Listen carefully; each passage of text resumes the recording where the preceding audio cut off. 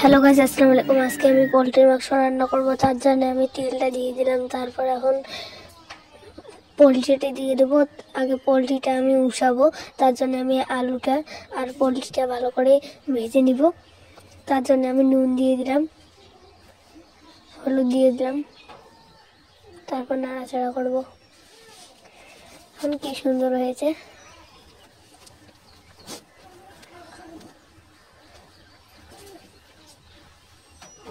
একটু পরে আমি এটাকে এখনই উঠাই নিব।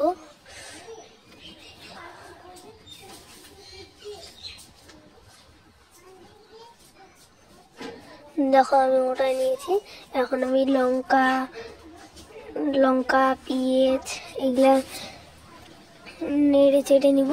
নুন দিয়ে দিলাম, হলুদ দিয়ে দিলাম, তারপর আর একটু তেল দিয়ে দিলাম, রসুনের পাতা দিয়ে দিয়েছি,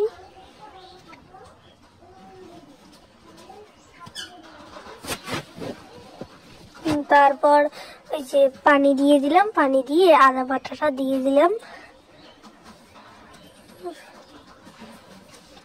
তারপর গরম মশলাটা দিয়ে দিলাম, লঙ্কার গুঁড়াটা দিয়ে দিলাম, নাড়াচাড়া করবো।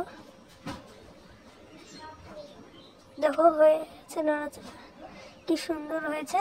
এখন আমি এখানে মাংসটা দিয়ে দিব।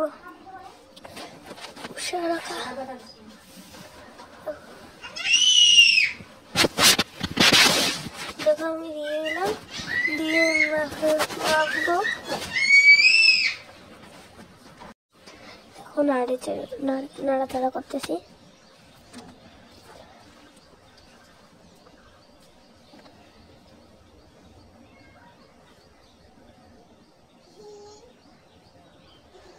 দেখো কি সুন্দর হয়েছে। আমি এখন আমার পরিমাণ মতন পানি দিয়ে দিলাম।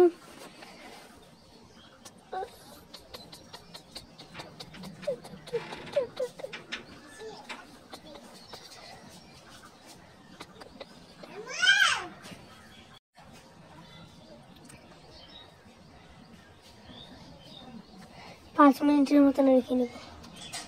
দেখো 5 মিনিট পরে ফুরুস ফুরুস করে ফুটতেছে। দেখো কষাচ্ছি আমি মাংসটাকে। দেখো আমি একটু পানি দিয়ে দিলাম, পানি দিয়ে কষাবো।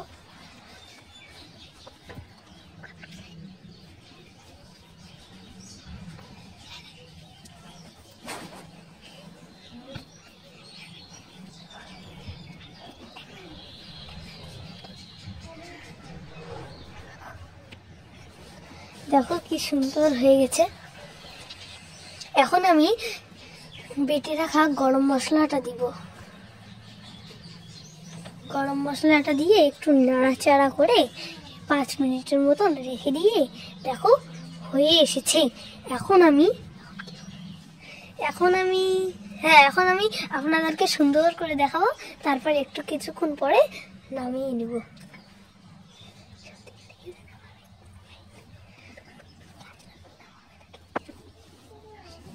দেখো ফুটে এসেছে। এখন আমি নামিয়ে নিব। নামিয়ে দিয়ে ভাতের সঙ্গে পরিবেশন করব।